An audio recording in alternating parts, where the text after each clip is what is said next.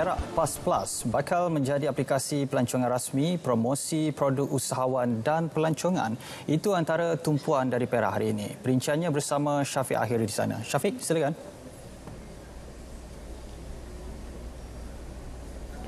Perak PAS Plus PPP bakal menjadi aplikasi pelancongan rasmi negeri dalam mempromosikan produk usahawan dan pelancongan. Exco Perumahan, Kerajaan Tempatan dan Pelancongan Negeri, Datuk Noli Ashilin Muhammad Razzi berkata, aplikasi PPP yang dibangunkan selaras dengan kepentingan digitalisasi masa kini.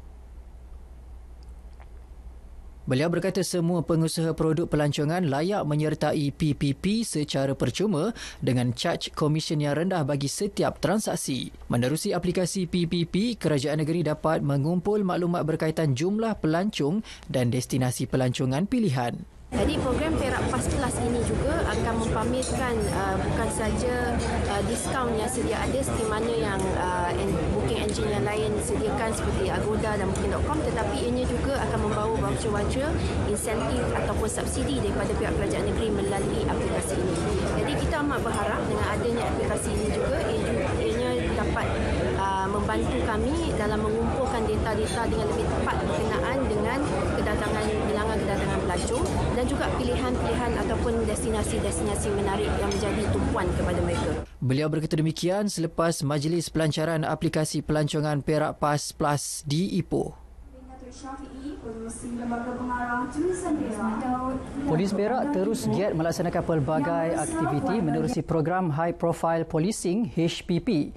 Terbaru, 110 penduduk di 3 perkampungan orang asli iaitu Kampung Ciong, Kampung Tebang Baru dan Kampung Tebang Lama Gerik disantuni dalam usaha mengekang perbuatan jenayah khususnya di kawasan pedalaman.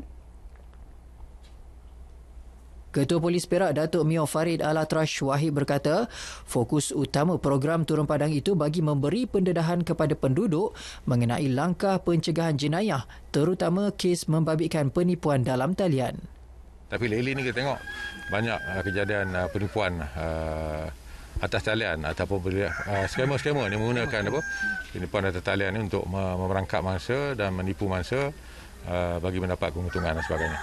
So dalam program kita bersama masyarakat, antara program yang kita sampaikan kepada masyarakat adalah untuk menyedarkan masyarakat supaya tidak lagi menjadi mangsa skamer-skamer ni. Program tersebut mendapat kerjasama daripada Yayasan Pembangunan Ekonomi Islam Malaysia YAPIM dan My Fund Action. Pada program tersebut, setiap keluarga menerima sumbangan wang tunai RM100 daripada YAPIM, manakala bakul makanan daripada My Fund Action. Program Asnaf Berdikari Anjuran Jabatan Kemajuan Masyarakat KEMAS perlu diperluas bagi membantu golongan asnaf dan B40 keluar daripada kepompong kemiskinan. Exco Infrastruktur Awam, Tenaga, Air dan Pengangkutan Awam Perak, Datuk Muhammad Zulkifli Harun berkata, melalui bimbingan, kursus serta bantuan peralatan perniagaan yang diberikan pihak KEMAS, golongan berkenaan berupaya menjana pendapatan melalui bidang keusahawanan. Melalui program berkenaan, peserta akan dipantau selama 2 tahun oleh pihak KEMAS bagi memastikan perniagaan mereka terus berjaya. Supaya dapat meningkatkan bantuan ini bukan saja kepada 10 orang. Lebih ramai lagi, kepada sekali ganda, 2 kali ganda. Sekurang-kurang maknanya di setiap daerah dalam sebuah negeri itu, khusus negeri Perak, mendapat manfaat daripada bantuan kit ini. Dan bantuan kit ini. Jadi maknanya penglibatan lebih ramai lagi. Bantuan boleh diberikan dengan bantuan peralatan selain dari program-program keusahawanan. Beliau bercakap kepada pemberita pada majlis penutupan program usahawan asnaf berdikari dan kursus teras keusahawanan di Sungai Siput. Pada majlis itu, 10 peserta dipilih untuk menerima kit peralatan startup yang berupa pelbagai barangan dan peralatan berkaitan perniagaan masing-masing. Kursus intensif berkenaan mengandungi pelbagai aspek termasuk kemahiran pembuatan selain pengurusan perniagaan dan kewangan. Program ini memang sangat membantu untuk saya sebab saya golongan yang asnaf yang B40.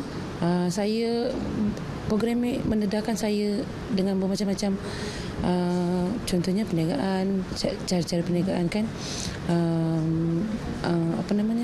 bantuan untuk saya lebih mengembangkan saya punya bisnes lah. Program ini memang bagus, sangat-sangat banyak ilmu yang kita dapat daripada program-program ini, dan ini pertama kali saya mengikuti kursus usahawan macam ni. Sebelum ni kita berniaga macam biasa je, tak. Bila dah masuk ni banyak ilmu yang kita dapat. Jadi lagi satu, banyak juga selain daripada bisnes yang kita ada ni, banyak lagi cabang-cabang yang kita boleh buat. Banyak juga ilmu yang saya dapat yang sebelum ni saya tak tahu, walaupun dah lama berniaga. Banyak pengetahuan lain yang dapat dari sini lah. Terutamanya daripada guru yang mengajar tentang cara-cara pengemasan, dan terkini menggunakan komputer, handphone dan elektrik, internet lah.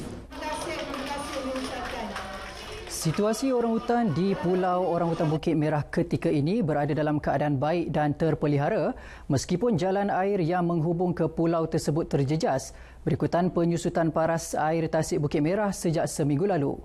Jelas Eksekutif Kewangan Yayasan Pulau Orangutan Bukit Merah, Siti Rohaya Mat Nayan, ketika ini pihak pengurusan mengambil inisiatif untuk berkayak kira-kira 2.7 km bagi menghantar bekalan makanan dan ubatan buat orangutan di kawasan tersebut. Setiap hari staf Pulau Orangutan akan bawa daripada pukul 8 pagi berkayak, lebih kurang mengambil masa 45 minit sampai ke Pulau Orangutan, dan petang pukul 5 dia akan balik ke sini baliklah. Masa ni alhamdulillah orangutan dijaga dengan rapi lah. Masih tidak ada terjejas, kesihatan dia masih terkawal lagi. Beliau ditemui RTM di Bukit Merah Lake Town Resort, Taiping. Pulau Orangutan Bukit Merah terpaksa ditutup buat sementara kepada pengunjung mulai 21 Mei lalu akibat penyusutan air tasik yang semakin kritikal. Paparan itu tadi menutup sumbangan berita dari Perak. Kembali semula ke Angkasa Puri. Assalamualaikum dan salam hormat. Ya, baik, terima kasih Syafiq dengan perkembangan dari Perak. Baik, kita ke perkembangan